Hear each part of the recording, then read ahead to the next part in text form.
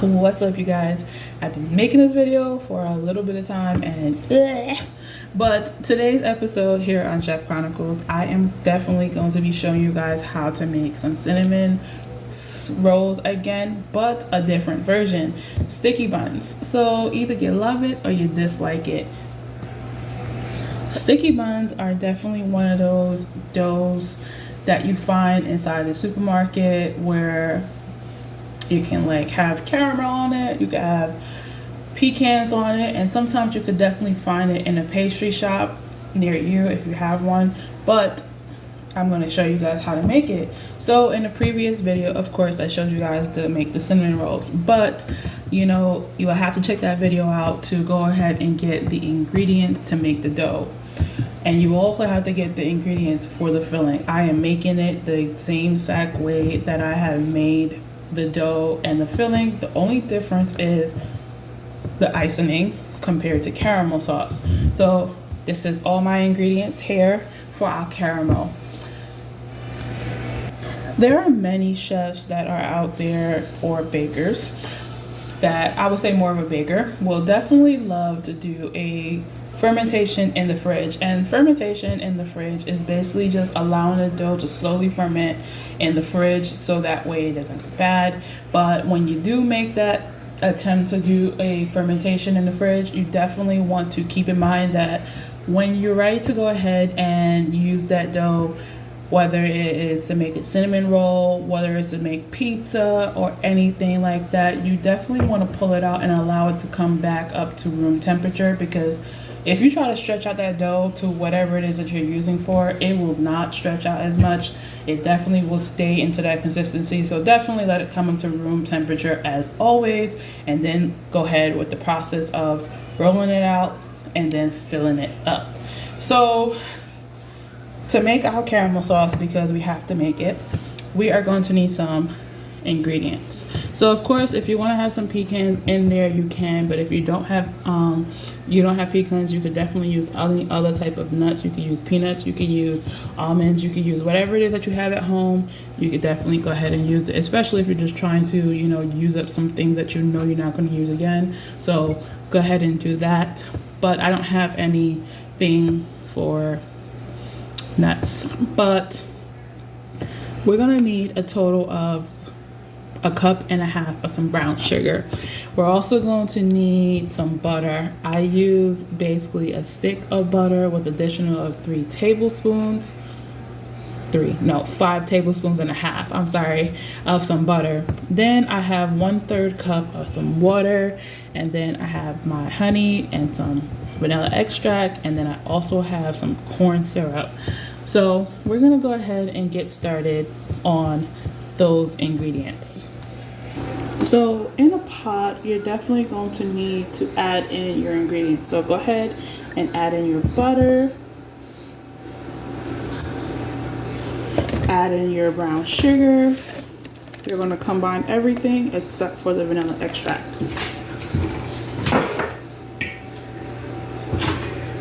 Add in your corn syrup, also your water at the same time.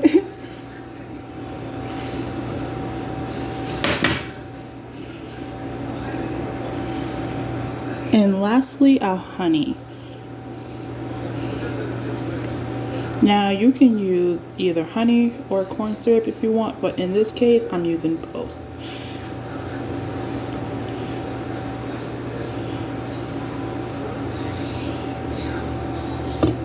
What you're going to do here is mix it and allow the sugar and the butter to melt inside of your pot. Now I did use about 1 tablespoon of honey.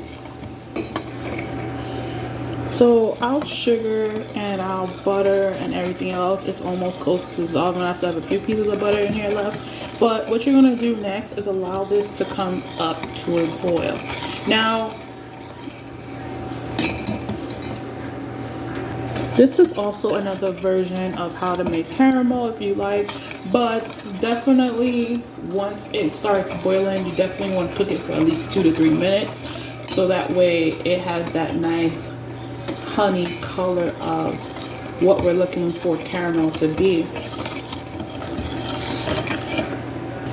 So I started on medium heat and then I raised the heat up to a medium high. I didn't go like all the way high. I probably went up like, on mine I have electric, so I went like to about a 6 or 7, and I'm just gonna let this boil and keep whisking for 2 to 3 minutes. So you see that it's starting to spurt. Just keep going. I set a timer if I have to.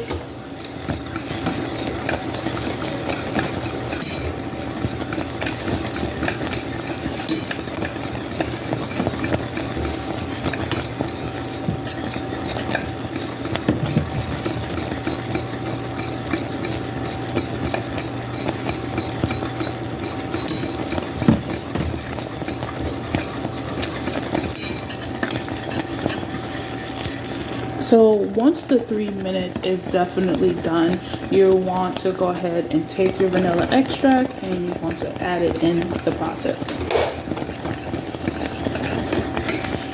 So once your caramel comes out, you definitely want to keep an eye on it. You don't want to walk away from caramel at all at any time. You want to go ahead and you want to take it out of the pot. But if you notice, you'll see how thick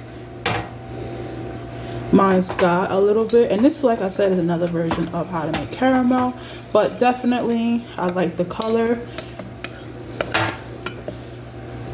So what I'm going to do is take it out this pot and pour it inside of my pan. I have a 13 by 9 pan, and if you want, you could go a little bit darker. Just keep that in mind, but the more darker you get, the more bitter it can become. So this is the perfect color for me. So once you add in all of your caramel, you are going to allow it to cool. Make sure I spread it to the corners.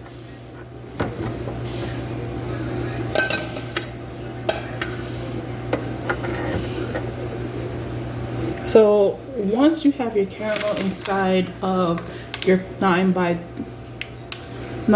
13 pan or 13 by 9, you're going to go ahead and take, like, for example, your pecans. If you want to have some pecans, if you want to use dried fruit, you can, but for right now, video purposes, I'm going to take some almonds and I'm just going to sprinkle it. Now you would definitely want to cover the whole entire of your caramel with some pecans or your choice of nuts yourself. But for this video, I'm just doing it just a little bit all over.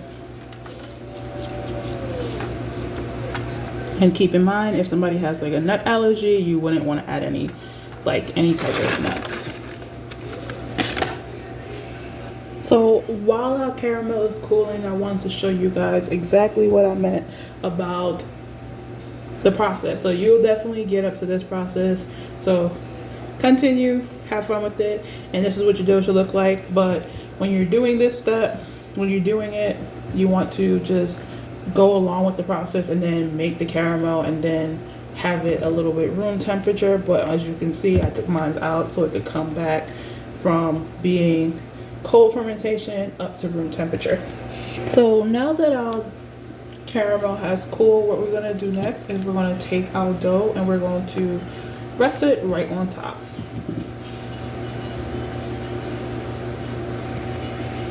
Once you add in your cinnamon rolls, you're going to let this proof until it doubles in size, just as much as we did with our cinnamon rolls.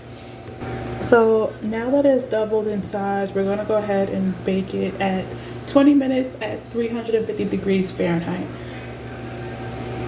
Okay, so as it gets closer, I definitely took a sheet pan and I lined it with some foil, and what we're going to do is convert it over. So we're going to flip it and allow that caramel to fall on top of it. Just like that. Just make sure your foil paper is like really close together and have fun. So once you definitely convert it over, you're basically allowing the caramel to fall from the bottom down to the top. For the moment of truth, look at that beautiful caramel just coming right off and falling. Now, if you notice, I didn't toast my almonds. You can lightly toast it, but because we're going in caramel, I definitely wanted to make sure that, you know, it didn't get too dark, which it didn't. But that's good, that's good. Ow. So once it definitely cools, you'll definitely take a knife and cut it, and you'll cut it in half, and you'll see this nice beautiful inside. And that is it, you guys. So like I said, the same thing goes for cinnamon rolls or sticky buns. Definitely let them completely cool, because sometimes caramel can burn you, and you'll start to see like this nice beautiful sheen as I'm showing you of caramel sauce on top of it.